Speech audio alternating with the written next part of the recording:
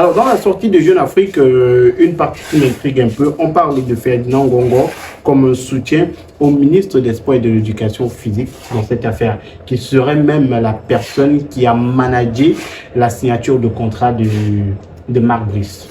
C'est quand même assez curieux. C'est quand même curieux parce que le même Ferdinand Ngongo est présenté comme le grand frère de Samuel Eto'o. Est présenté comme un ami très proche, un soutien. Vous savez que pendant longtemps, on nous a présenté Ferdinand Ngongo, le SGPR, dans le secrétaire général de la présidence de la République, comme étant un soutien. On se souvient même de l'interview à France 24 où Samuel Eto'o a dit c'est son grand frère. Voilà. Mais il a aussi précisé qu'ils sont un peu, même si... Non, il parlait de racisme et combien il disait son grand frère. Mais il ne pense pas que son grand frère puisse faire des choses dans les dos.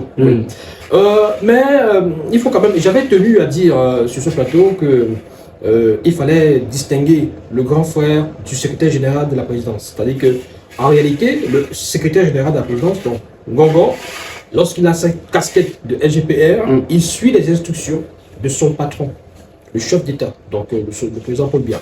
Le grand frère Ngongo, ça c'est ailleurs. Ça vraiment c'est pour d'autres choses plus purement privées, personnelles.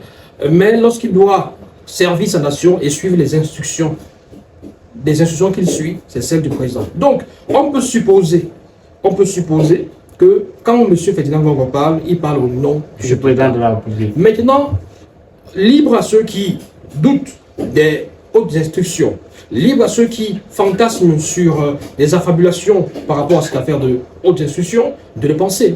Du moment où moi personnellement, je n'ai aucune preuve ou un élément qui atteste de ce que les hautes institutions sont des fabrications, les hautes institutions sont des affabulations, sont des mensonges. Je ne peux pas m'hasarder à dire que le secrétaire général de la présidence de la République, Ferdinand Ngongo, invente les hautes instructions pour parvenir à ses fins. Je ne peux pas le dire parce que je n'ai aucun élément de preuve. Donc ceux qui le disent, tant mieux pour eux. Maintenant, même sans élément de preuve, vous, quel est votre avis par rapport à cette haute instruction? Ben, je pense que du moment où on s'est reconnu, par exemple, que le secrétaire général de la présidence de la République, Ferdinand Ngongo, a reçu la délégation permanente de signature, voilà. Il est signataire, il est en mesure de parler et de signer des documents au nom du président de la République. Mais je ne pense pas qu'il le fasse parce que c'est lui qui décide. Mais il le fait par délégation. La délégation, par définition, ça veut dire que quelqu'un te délègue, quelqu'un t'envoie, quelqu'un te demande de le faire.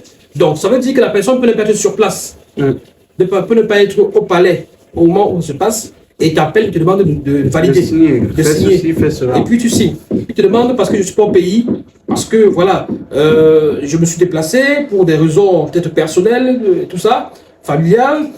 Je te demande de signer, puisque les signatures ne se pas. Bon, voilà, ça se fait, vous allez voir toujours, Yaoundé-le, hein, les signatures ne se font pas, on ne va pas dire Zurich-le, ou bien Paris-le, non, Paris, c'est la capitale française. Donc, Ferdinand Ngongo a ce pouvoir-là. Il peut donc signer les actes officiels du chef de l'État. Maintenant, pour ce qui concerne la véracité ou non des hautes institutions, là vraiment c'est un autre débat. Maintenant, je vais toujours me référer au 10 février, le discours du chef de l'État, où il avait précisément dit qu'il va donner des instructions. Une délégation d'instruction au ministère des Sports. Oui, il avait dit clairement qu'il va donner des instructions claires, fermes là-dessus au ministre des Sports pour que justement on puisse retrouver une meilleure organisation et des meilleurs résultats pour les Lions notamment du Cameroun, parce que on avait connu quand même un échec du côté de la CAN ivoirienne. Donc, et les conclusions étaient tirées par le chef de l'État.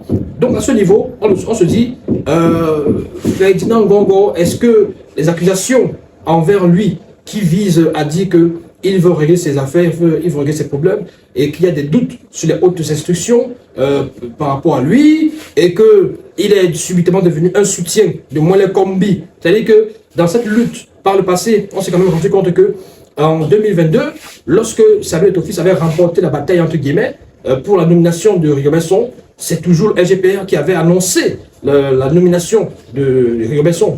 Il n'avait pas combattu, il n'avait pas, je veux dire, il ne s'était pas opposé outre mesure à cette nomination de Rigobert-Song. Il avait exécuté les instructions du chef de l'État. Parce que le chef de l'État avait dit, voilà, après avoir écouté les différentes parties, Samuel veut un entraîneur local. Conceição, il demande qu'on le limoge parce qu'il n'est pas à la hauteur. Il estime qu'avec Rigobert on peut aller loin, on peut gagner et tout ça.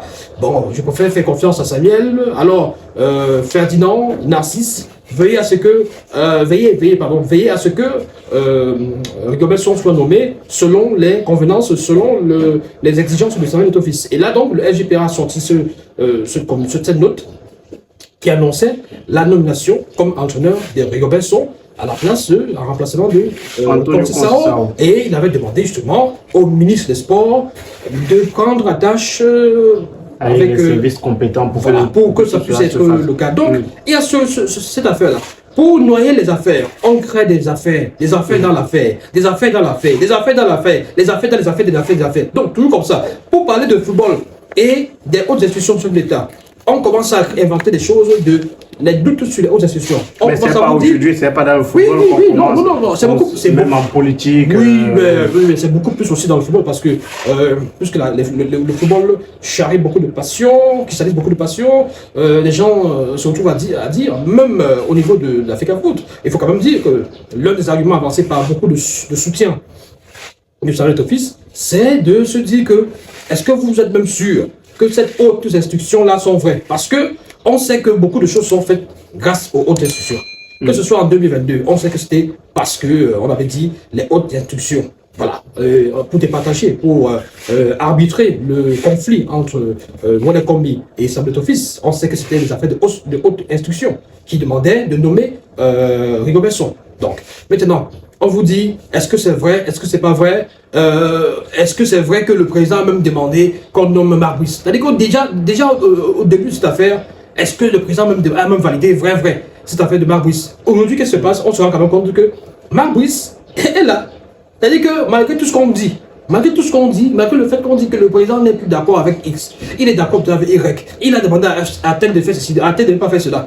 Marc Brice est quand même encore à sélectionner. Ça veut dire que quelque part, le président de la République avait quand même donné son accord pour qu'on nomme Marc Brice. Maintenant, si Jeune Afrique nous dit que le président de la République, pour éviter que la crise se poursuive, a décidé que bon, comme j'avais d'abord décidé que le ministre des Sports nomme tout le monde là, aujourd'hui je privilégie une solution hybride en disant que bon, le coach que j'ai nommé reste en place, parce que je parle bien là du président de la République. Le coach que j'ai nommé, donc moi le président de la République, le coach que j'ai nommé, que j'ai validé, pour lequel j'ai donné mon haut accord. C'est vrai que dans la sortie, moi je comprends plutôt autre chose dans la sortie de Marc Brice, de Jeune Afrique. Je ne sais pas pourquoi je confonds Jeune Afrique et Marc Brice.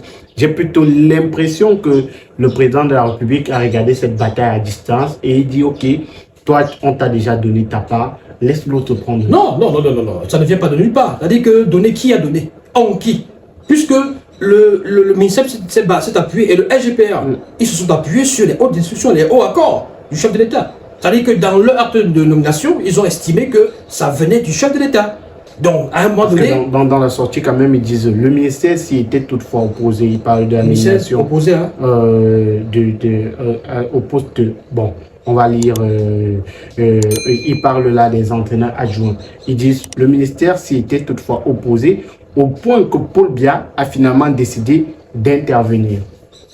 Oui, opposé à la nomination de Samuel Office, c'est de ça qu'il s'agit. L'article, je l'ai lu également. Le ministère des Sports s'est opposé à la seconde nomination, c'est-à-dire la nomination du staff avec les Kameni et consorts, David Pabou et Togo Pilé. Le ministère s'est opposé. Donc, Paul Biya qui intervient, c'est pour faire siffler la fin de la création, c'est pour essayer d'arbitrer, c'est pour essayer de mettre la paix et dire bon, écoutez, c'est pourquoi je dis que, en principe, selon ce qui s'est passé, selon ce que nous avons lu ça et là, selon les hautes institutions, selon la sortie du SGPR, selon la sortie du ministre des Sports, mais il est clair que c'est le chef de l'État qui a donné les instructions pour que le coach soit nommé, que le staff soit nommé. Et maintenant, qu'il se rend compte qu'il y a du désordre, qu'il y a une bataille entre ces deux enfants, entre guillemets, ce collaborateur, si vous voulez, il dit, bon, on va essayer de couper la poire en deux. C'est comme un tout vieux sage. Un vieux sage qui dit, vraiment mes enfants se battent, je vais mettre la paix. Et il vous dit, voici la cola. On coupe cette cola, on casse cette cola en plusieurs parties, chacun prend sa part. Pourquoi tu veux prendre la cola tout seul? Donc, en réalité, ça ne vient pas annuler le fait que le président a donné les instructions pour que le staff soit nommé. Ça veut simplement dire, si on en croit même à cet article, si on veut même se fier, je veux dire, à cet article de Jeune Afrique, ça voudrait simplement dire que le chef d'État s'est rendu compte qu'il y a une bataille et qu'il y a du désordre entre ses enfants. Parmi ses enfants, il a décidé de contenter chacun de ses enfants. Il dit à Moulin Kombi, je te laisse ton coach. Alors le coach que tu nous as proposé, parce qu'il faut quand même dire que c'est Moulin Kombi qui propose le coach au chef de l'État après avoir justement auditionné les différentes candidatures, les différents candidats. Donc, et puis, il dit à Samuel, bon, le coach, on laisse. Et tu gères le staff, le reste du staff. Je te permets de nommer les adjoints et tout ça là. Et le coordinateur des sélections. Est-ce que c'est bon? Et ils se mettent d'accord par rapport à ça. Donc, derrière toutes les raisons qui sont avancées peuvent relever de la fantasmagorie. Parce que quand Samuel dit qu'il ne pouvait plus nommer notre coach parce que l'État avait déjà sorti combien de... Et en plus d'ailleurs, il faut quand même préciser qu'il y a un entraîneur comme Claude Roy qui a fait une sortie pour dire qu'il a été contacté. Mais il ne pouvait pas accepter parce qu'il y avait déjà un coach qui était nommé. Et ils sont nombreux comme ça, des entraîneurs qui avaient été contactés et qui ne pouvaient plus réagir, qui ne pouvaient pas accepter de venir se retrouver dans cette cacophonie, dans ce désordre, orchestré par l'Africa Foot et ses acolytes. Parce qu'ils ont nommé un staff alors qu'il y avait déjà un staff qui était nommé. C'est compliqué. Maintenant, il faut que je dise quelque chose qui est très clair. Jeune Afrique n'a pas forcément la parole d'évangile. Il faut le rappeler. Jeune Afrique n'a pas forcément la parole d'évangile. On se rappelle que, je crois que c'était en mars 2024, Jeune Afrique a annoncé la nomination de Conceição. Ou le retour de Conceição. Ils ont annoncé cette nomination-là. Et on a vu que ce n'était pas le cas. Mais peut-être derrière, il y a eu des choses. On a des choses qui se font et après, à la dernière minute. Mon problème, c'est qu'ils peuvent dire des choses qui ne se vérifient pas ensuite. Est-ce qu'on est d'accord? Mon problème, c'est de démontrer que Jeune Afrique peut dire quelque chose et derrière, ça ne se passe pas. Peut-être au moment de la publication de l'information, c'était encore vrai. Peut-être aussi qu'au moment de la publication de l'information, c'était encore vrai que le chef d'État a demandé à moi le commis d'accepter. Mais qu'après, ça devient aussi faux. Donc il faut aussi accepter cette éventualité-là. Et si c'est vrai que le président de la République a intervenu dans cette affaire-là pour donner raison à Samuel Eto'o au niveau du staff des Lions indomptables du Cameroun, est-ce que ce serait une victoire pour Samuel Eto'o et la Fédération camerounaise de football face au ministère? Parce qu'aujourd'hui, on se trouve carrément dans une bataille. On voit les différentes sorties des partis. Ce serait peut-être un match nul, pas une victoire. Et surtout, je ne considère pas que ce soit un match entre les deux. Moi, je pense que il est question de communiquer contre communiquer, lettre contre lettre, il est question de texte, de convention, d'accord entre État et FECA Foot, des réalités qui veulent que c'est l'État qui finance une bataille. Foot. Pour moi, c'est pas une bataille. Pour moi, il y a d'une part de l'agitation, de l'autre côté de la raison. Voilà. Qui est de l'agitation et qui est de la raison? À vous de deviner, à vous de. Vous savez lire, mon cher Magique. Non, moi je n'ai pas besoin de vous faire du béaba. J'ai pas de boule de cristal, j'ai pas une calebasse ensorcelée. Il n'y a pas besoin de vous faire des béaba. J'ai pas une calebasse ensorcelée, donc. Il faut déjà vous en acheter. Donc voilà. Donc vous refusez le point si l'information est vérifiée, vous refusez le point à la victoire. Pour moi, ce n'est pas une victoire parce que il faut quand même reconnaître que l'élément central de cette affaire, c'est le coach. C'est le sélectionneur. C'est le coach. C'est le coach. Du moment où. Écoutez. Essayons de comprendre. Il doit avoir un point, pas trois. De façon chronologique. On nomme un staff. Les gens s'attendent beaucoup plus sur quoi? Le sélectionneur. Les hiboux et les églisiens sur la toile, ils se tripent beaucoup plus sur quoi? Bon. Partons sur la sortie sur le sélectionneur. Africa Foot, le problème de l'Africa Foot était l'implication dans le processus. Oui, ça c'est parce que si on nommait ceux qu'il voulait, il ne veut pas être mécontent. Oui, c'est pour ça qu'on parle de l'implication dans le processus. Il faut qu'on s'accorde sur un fait. Si l'État nommait les gens que l'Africa Foot voulait, ils allaient être d'accord parce qu'ils sont impliqués dans le processus. Non, ils n'auraient pas trouvé que l'État n'a pas à dire. Ils n'auraient pas trouvé que l'État n'a rien à dire. Parce qu'ils sont impliqués dans le processus. Ils ne seraient pas venus dire que c'est bien que vous ayez nommé Hervé Renard comme nous on voulait. Mais ce n'est pas à vous de nommer, c'est plutôt à nous. Ils n'auraient jamais dit ça. Le problème de l'Africa Foot, moi je pense que c'est l'implication. Ils voulaient être impliqués. J'essaie de démontrer quelque chose de magique. J'aime la pédagogie. Je sais où vous partez. J'aime la pédagogie. J'aime la pédagogie. Cette fois, je lis dans les la boules de cristal. La FECAFOOT, si l'État avait nommé un candidat qui leur plaisait et que l'État avait nommé, par exemple, à la coordination, des gens qui leur plaisaient et tout ça, il ne serait pas venu dire vraiment, c'est bien que vous ayez nommé ces gens-là. Bravo, merci même beaucoup. Mais arrêtez, ce n'est pas vous qui devez nommer. Selon le décret, c'est nous qui devons nommer. Donc laissez, c'est nous qui allons les nommer. Non, ils n'auraient pas dit ça. Ils seraient contents. Ils auraient jubilé. D'ailleurs, parce qu'en 2022, c'est la même procédure pratiquement. Sauf qu'il y a l'implication de la FECAFOOT. Je vous laisse. C'est ce point-là. Je vous laisse avec. La première sortie de la FECAFOOT était basée sur ça. Bon. Nous n'avons pas été impliqués dans le processus de nomination du nouveau sélectionneur. Bon, ok. Est-ce qu'on n'avait pas demandé aussi à ceux qui parlent à la FECAFOOT là, qu'en 2017, quand ils ont fait nommer Sidorf là, est-ce que la FECAFOOT... Est-ce que la FECAFOOT, il faut que la FECAFOOT de l'époque fasse une sortie pour nous dire... Le problème c'est que la FECAFOOT d'aujourd'hui avait combattu la FECAFOOT d'avant. C'est ça le problème. Oui, il faut le dire. La FECAFOOT laquelle? La FECAFOOT d'aujourd'hui. N'est-ce pas la FECAFOOT appartient à quelqu'un? La FECAFOOT d'avant, c'était à la tête. Je dis, Magique. Est-ce que la FECAFOOT d'aujourd'hui appartient à quelqu'un? Non, on a quelqu'un qui est à la tête de la FECAFOOT. La FECAFOOT, ah, ça ne lui appartient pas. C'est pas une entité qui appartient à quelqu'un. Je pensais que ça lui appartient. Bon, ok. En 2017, le président actuel de la FECAFOOT, contournant la shortlist, la procédure d'audition et de recrutement du coach à l'époque. On annonçait des noms, tout ça, les noms proposés par qui? En 2017, est-ce qu'il y avait des noms proposés? C'était la normalisation. Oui, mais c'est la FECAFOOT. C'est la FECAFOOT. Oui, le comité de normalisation. Oui, mais c'est la FECAFOOT. En 2017, oui. Oui, c'est la FECAFOOT. Donc, ils ont proposé des gros noms, des Alain Jaurès, tout ça. En 2017, on voulait recruter un gros nom. Et voilà. Ce qui s'est passé, c'est que cette normalisation avait proposé au ministère des Sports, le ministère de, je crois, 3 entraîneurs. Donc, ils ont acheminé, comme d'habitude, au chef de l'État, il fallait étudier cela. Et le président actuel de la FECAFOOT a plutôt proposé ce que nous sanctionnons. S'il vous plaît. A plutôt proposé quelqu'un qui n'était même pas dans la shortlist. Ce que nous sanctionnons. Sidorf. Ce que nous sanctionnons. Et aujourd'hui, on sanctionne encore. Donc, il est le mieux placé pour comprendre que ce soit lui l'auteur ou alors la victime de cette chose-là, on sanctionne. Est-ce qu'on comprend où je veux aller? Je comprends bien où vous voulez aller. Il est bien placé pour savoir que c'est comme ça que l'État s'y fonctionne. Donc, quand on fait ces choses, on doit sanctionner. Tant mieux. Que ce soit lui qui soit auteur ou pas de cette chose-là, on doit la sanctionner. La meilleure façon pour sanctionner, c'est d'accepter. La meilleure façon pour se débarrasser de ce poids, ce joug, c'est d'annuler la convention. Et c'est peut-être pour ça que la FIFA a demandé de revoir et la Fédération camerounaise de football, dans l'une de ses dernières lettres, a demandé une rencontre imminente avec du moment où ce n'est pas annulé, abrogé, revisé et tout ce que vous voulez, c'est encore... La FECAFOOT a d'ailleurs écrit, la FIFA a écrit, la FIFA a demandé de revoir, la FECAFOOT a rappelé cela dans une note envoyée au ministère des Sports. Merci Yannick Reno. Je vous en prie mon cher Magique. Donc pour moi je dis bel et bien qu'il n'y a pas de victoire de la FECAFOOT. S'il ne faut pas de victoire, c'est même une victoire du ministère des Sports parce que finalement c'est lui qui a gagné la bataille de la nomination de l'entraîneur et il a dit c'est moi qui décide.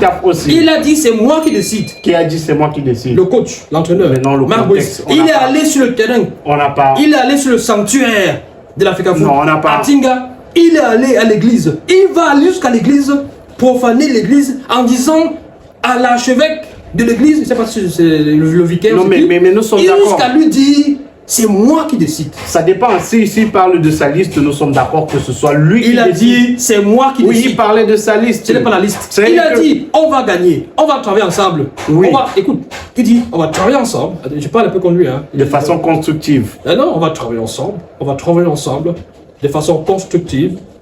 On va gagner ensemble. On va perdre ensemble. Mais c'est moi qui décide. Oui, dans ce qui est de c'est lui qui a gagné. En tant qu'entraîneur, sélectionneur, c'est lui qui décide. Ça veut dire que sur le terrain, il fait ses choix et tout. C'est lui qui décide. Vous avez coupé l'émission. Mais pourquoi aujourd'hui vous... On est encore en direct. Non, mais pourquoi vous en faites un débat?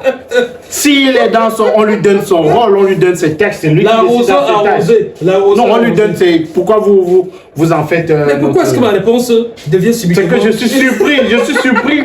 Je suis surpris du fait que vous brandissez cela comme une victoire, ce qui est normal. Mesdames, messieurs, le modérateur me pose une question. Je réponds à sa question. Vous avez dit que c'est Marc Brice qui a gagné, que c'est lui qui décide. C'est ma réponse. Sauf que je suis surpris. Donc vous avez les réponses orientées. Merci d'avoir regardé la vidéo. N'hésitez surtout pas à laisser un like, laisser vos propres avis également en commentaire. Si vous êtes nouveau sur la chaîne, abonnez-vous, cliquez sur la cloche de notification pour ne pas manquer nos prochaines vidéos. À très bientôt.